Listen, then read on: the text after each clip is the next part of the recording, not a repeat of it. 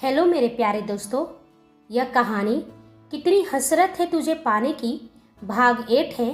उम्मीद करती हूँ कि आपको मेरी सारी कहानियाँ पसंद आ रही होगी।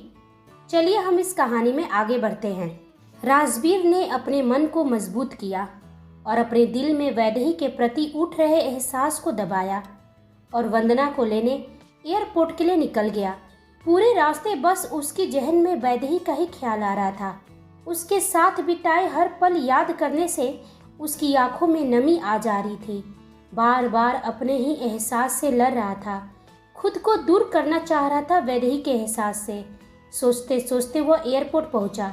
तभी उसे कहीं से आवाज़ आई, मिस्टर राजवीर सिंघानिया। राजवीर उस ओर देखा। मुस्कुराती हुई एक खूबसूरत लड़की आश्चर्य और खुशी दोनों का घुला मिला भाव से बोली, oh my God mister Rajveer Singhania, आप खुद मुझे रिसीव करने आए हैं। आई कांट बिलीव, फाइनली मैं आपसे मिल रही हूँ। I am so excited to see you. You are amazing, you are so handsome. I am Vandana. उसका बोलना बंद ही नहीं हो रहा था, लेकिन राजवीर उसे इग्नोर कर बोला, गाड़ी में बैठो, घर में सभी आपका वेट कर रहे हैं। पूरे रास्ते वंदना बस अपनी भावनाएं व्यक्त कर रही थी, लेकिन राजवीर शांत और चुप था। दोनों घर पहुंचते हैं। नीलिमा जी और बाकी के परिवार उसका स्वागत करते हैं। वंदना को वहां आकर अपनेपन जैसा लग रहा था। नीलिमा जी और राजवीर को छोड़ वंदना के बारे में असल में किसी को कुछ मालूम ही नहीं था। सेरा को वहां देखकर राजवीर ने पूछा, तुम यहाँ क्या कर रहे हो? तुम्हें तो वैदेही के साथ होना चाहिए था। सेरा ने कहा, बॉस वह तो अपने घर चली गई, अब वो वापस नहीं आएगी। राजवीर ने पूछा, क्या कहा तुमने? वापस नहीं आएगी? इसका क्या मतलब है? मैंने तुम्हारे साथ उसको भेजा था, फिर तुम उसे अकेले हॉस्पिटल में छोड़कर क्यों आए हो? राजवीर गुस्सा करता है, क्योंकि मैंने उसे मना किया है। नीलिमा जी बोली, अब वो वापस नहीं आएगी, उसकी ज़रूरत नहीं है यहाँ। राजवीर ने पूछा, लेकिन बड़ी माँ, हमारे बीच में वैदेही से रिलेटेड पहले ही बात हो चुकी थी, फिर आपने ऐसा फैसला क्यों लिया? राजवीर बात को समझिए, उससे जो भी इन्फॉर्मेशन चाहिए था वो अब जरूरी नहीं है। मैंने कमिश्नर सर से बात कर ली है। चोरी के इरादे से मिस्टर शाह की हत्या हुई है, ऐसे ही कुछ मीडिया को न्यूज़ मिलेगी और बहुत जल्द इस केस को रफा दफा कर दिया जाएगा। नीलिमा जी निश्चिंत होकर बोली, और वह सबूत? उसका क्या बड़ी माँ? राजवीर गंभीर होकर पूछा। इससे पहले कि वह कुछ कहती तभी वह वंदना आ गई। सॉरी, मैंने इंटरप्ट तो नहीं किया? नीलिमा जी बोली, नहीं बेटा, राजवीर तुम्हारे बारे में ही बात कर रहा था। यह सुनकर हैरानी से राजवीर नीलिमा जी को और वंदना राजवीर को देखती है। वंदना बोली, सच आंटी, क्या बात है? ऐसे हमारी पहली मुलाकात बहुत खास थी, शायद इसलिए मिस्टर सिंघानिया मेरी बात कर रहे होंगे। राजवीर उसकी बातों को इग्नोर कर अपने कमरे में चला जाता है और गुस्से और अपने दर्द से कमरे की चीज़ें इधर उधर फेंक देता है। आंखें बंद करने पर वैदेही का मुस्कुराता चेहरा उसे नजर आता है, जिससे उसकी आंखों में आंसू निकल आते हैं। उसका दिल उसे देखने और मिलने के लिए तड़पता है और दूसरी ओर बड़ी माँ की बातें उसके कानों में गूंजने लगते हैं। उसने बड़ी माँ से जो वादा किया है वह उसे याद आने लगता है। एक तरफ उसका प्यार वैदेही और दूसरी तरफ बड़ी माँ से किया हुआ वादा। किसी एक को चुनना था उसे। खुद की इमोशन को कंट्रोल करते हुए कहता है, संभालो खुद को राजवीर, ऐसे कमज़ोर नहीं पड़ सकते हो। वैदेही यहाँ से जा चुकी है, उसका मेरे ज़िंदगी से चले जाना ही ठीक था। राजवीर सिंघानिया एक लड़की के लिए पागल नहीं हो सकता है। वहीं दूसरी ओर वैदेही की आंखों से भी अविरल आंसू बह रहे थे। चुपचाप अपने कमरे में अकेली बैठे राजवीर के बारे में सोच रही थी। वह मन में सोचती है, तुम अब तक क्यों नहीं आए राजवीर मुझसे मिलने? मैं तो मजबूर हूँ, लेकिन तुम्हें किस मजबूरी ने बांध रखा है? प्लीज़ आ जाओ, तुमसे जुदाई मुझे जीने नहीं दे रही है। ऐसे ही वक्त गुजर गए। अब वैदेही को अचानक वहाँ देखकर उसके मोहल्ले वाले बातें बनाने लगे थे, उसे भला बुरा कहने लगे थे। एक बोली, वैदेही, हमने सुना है कि तुम वह बिजनेसमैन मिस्टर राजवीर सिंघानिया के घर जाकर आई हो। वहाँ कोई जॉब कर रही थी क्या?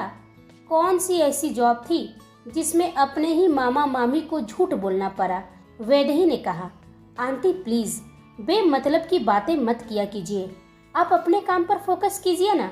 हमारी जिंदगी में क्या हो रहा है, क्या चल रहा है, इन सब से आपको क्या मतलब है? हाँ हाँ, हमारी बातें तो बेमतलब की ही लगेगी तुझे। एक तो चोरी, ऊपर से सीना जोरी, पता नहीं कहाँ से मुंह मरवा के आई है। जितनी मुंह उतनी बातें। लोग उसे ताने देने लगे थे। वैदेही ने अपने घर से निकलना कम कर दिया था। वहीं दूसरी ओर वंदना राजवीर के करीब जाने लगी थी। दोनों साथ में ऑफिस जाते, काम करते, या यूं कहे कि साथ में ही समय गुजारने लगे थे। मीडिया उन्हें कवर करने लगी थी। हर तरफ उनके ही चर्चे थे और यह खबर वैदेही को भी मिली जब वो न्यूज चैनल के सामने बैठी थी, जहां पर राजवीर और वंदना के ही अफेयर की बातें चल रही थी। देखकर उसके होश उड़ गए थे। वह सोचती है, नहीं, सब झूठ है। मैं जानती हूँ मेरा राजवीर ऐसा नहीं है। मैंने उसकी धड़कनों को महसूस किया है। उसका दिल सिर्फ मेरे लिए धड़कता है। न्यूज़ का क्या है, यह तो ऐसे ही मिर्च मसाला लगाकर खबरें दिखाते हैं, वरना इनकी चलेगी कैसे? मैं नहीं मानती हूँ, नहीं मानती हूँ मैं। वह रोने लगती है। तभी कमला जी ने पूछा, वैदेही?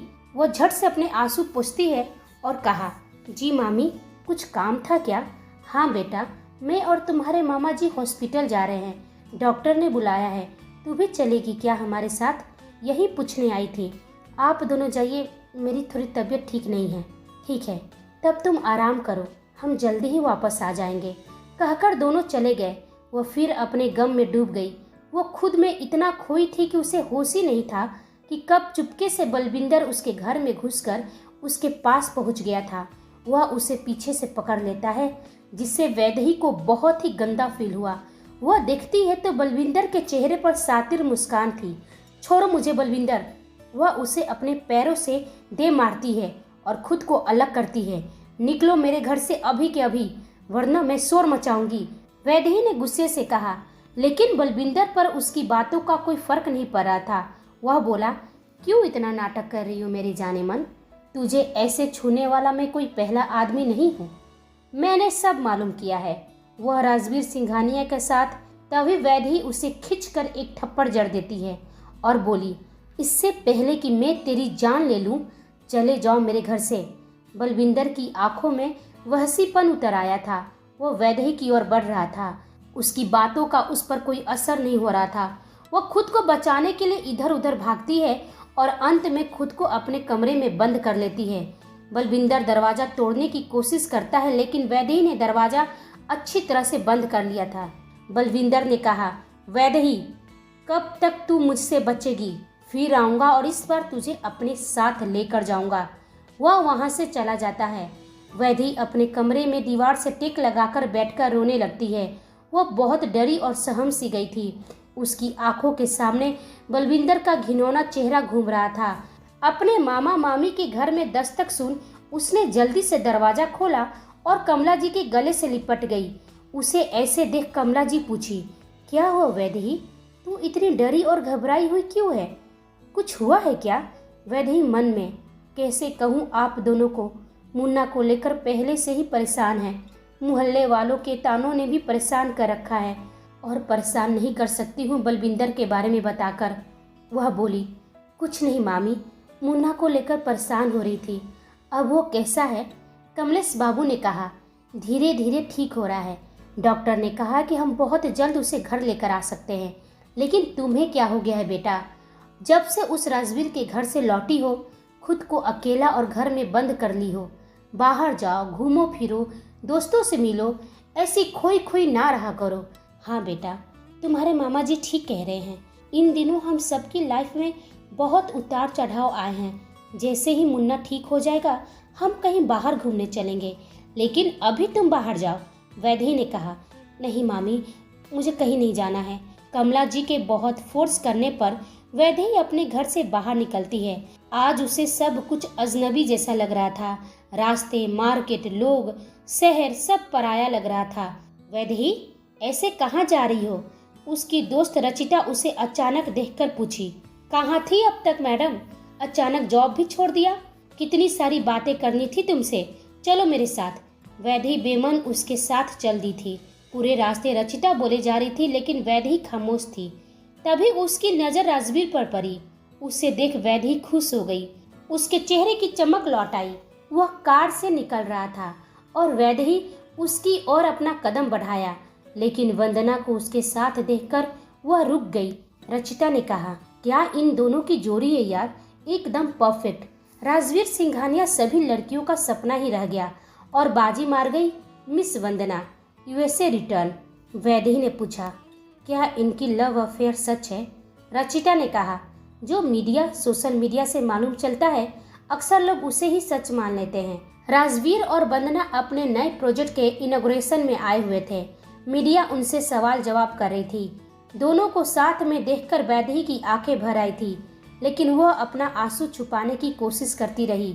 मीडिया से बात करने के दौरान राजवीर की भी नजरें वैदेही पर ही पड़ी, जो भीड़ से दूर खड़ी थी। उसे देखकर राजवीर भी इमोशनल हो गया था, लेकिन अपनी आंखों में आए आंसू को छुपाने के लिए ब्लैक गॉगल्स लगा लिए।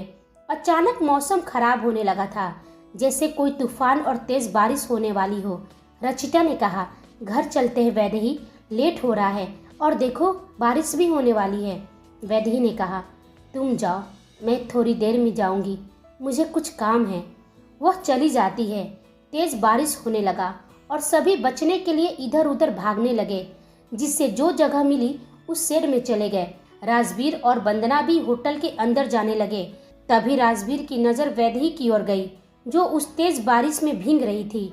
वंदना बोली, राजवीर अंदर चलो, रुक क्यों गए? राजवीर वैदेही को देखकर मन ही मन गुस्सा हो रहा था। यह लड़की मुझे पागल कर देगी, यह ऐसे बारिश में क्यों भीग रही है, इसकी तो तबीयत खराब हो जाएगी। लेकिन वैदेही वहीं रही, उसकी नजरें राजवीर की ओर देख रही थी। ना जाने उसे क्यों विश्वास था कि राजवीर उसके पास आएगा।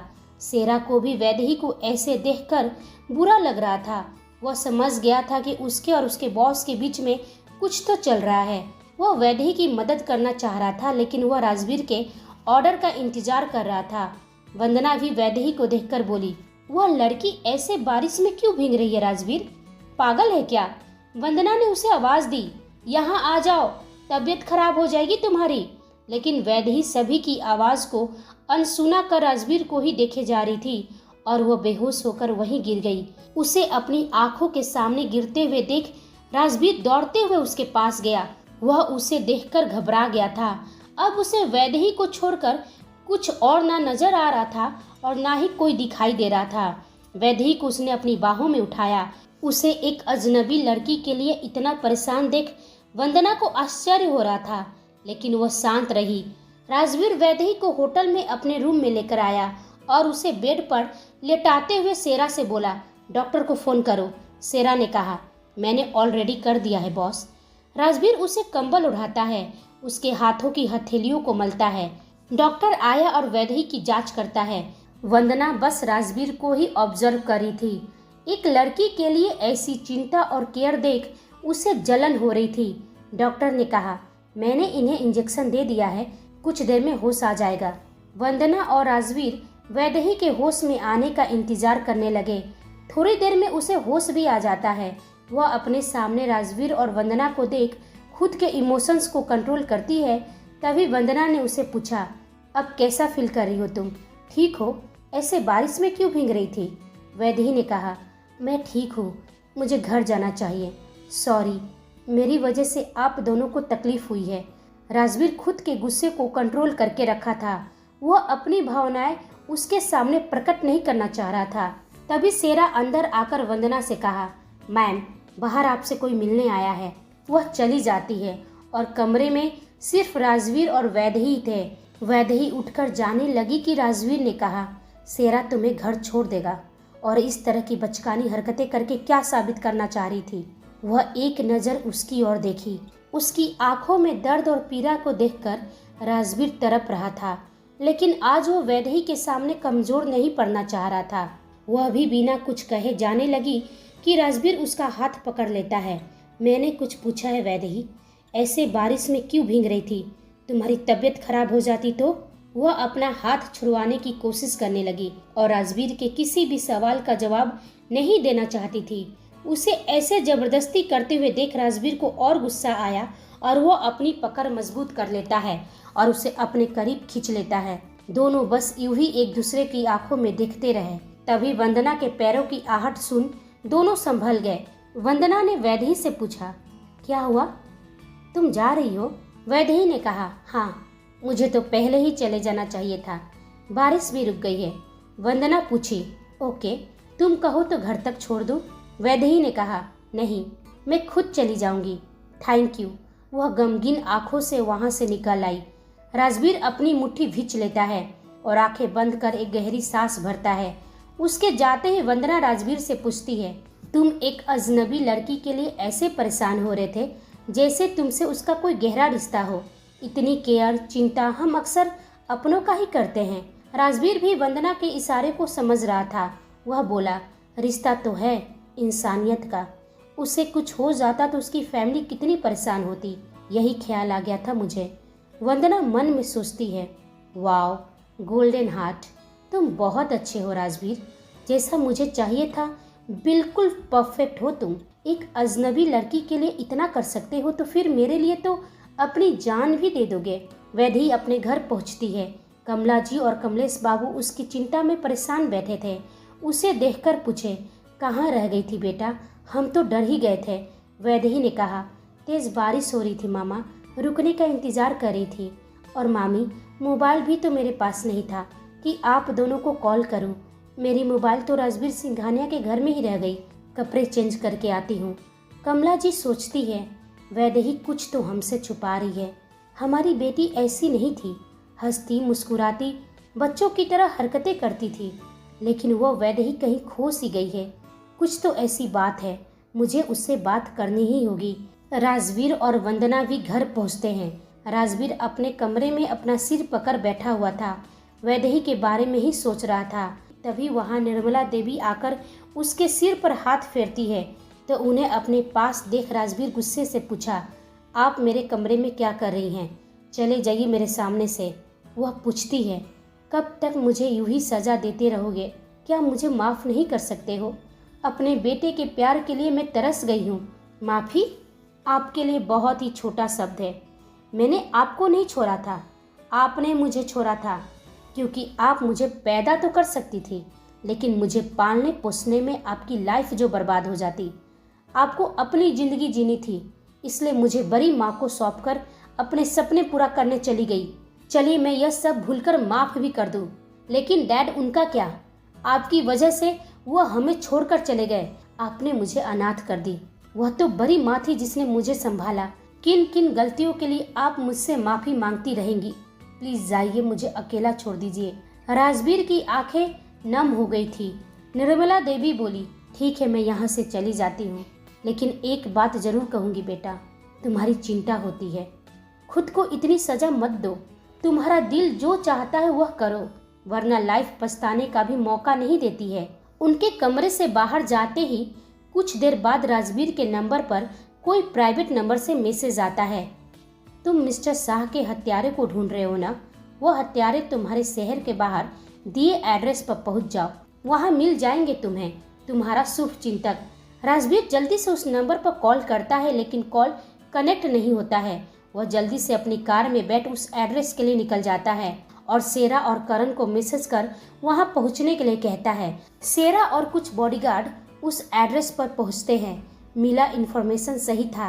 राजवीर के आदमी उन हत्यारों को चारों तरफ से घेर लेते हैं। वो भागने की कोशिश करते हैं लेकिन भाग नहीं पाते हैं। उनके बीच फाइटिंग शुरू हो जाती है, लेकिन राजवीर को देख उनके होश उड़ गए थे। वो अपने घुटने के बल बैठकर उसके सामने हाथ जोड़ दिए। राजवीर के हाथ में फुली लोडेड गन था। वह कुर्सी लगाकर उनके सामने बैठ गया। शेरा और करण उसके पीछे खड़े थे। राजवीर बोला, मुझे अपने सवाल रिपीट करने की आदत नहीं है, इसलिए एक बार पूछूंगा तो जवाब जल्दी ही देना, वरना जानते ही हो कि मैं क्या कर सकता हूँ। राजवीर की आंखों में अपने लिए दहशत देख उन बदमाशों में खौफ भर गया था। यह कौन सा रूप था राजवीर का? क्या राजवीर एक बिजनेसमैन था या बिजनेस के आड़ में राजवीर कुछ और ही करता था? कौन था वो शुभ चिंतक? क्यों वो राजवीर की मदद कर रहा था? क्या वैदेही और राजवीर एक दूसरे से कभी मिल पाएंगे? यह हम सब जानेंगे अगले भाग में। तब तक आप हमारे चैनल के साथ बने रहिए। लाइक, शेयर, कमेंट और सब्सक्राइब करना बिल्कुल ना भूलें। आप सभी को मेरी कहानी सुनने के लिए धन्यवाद।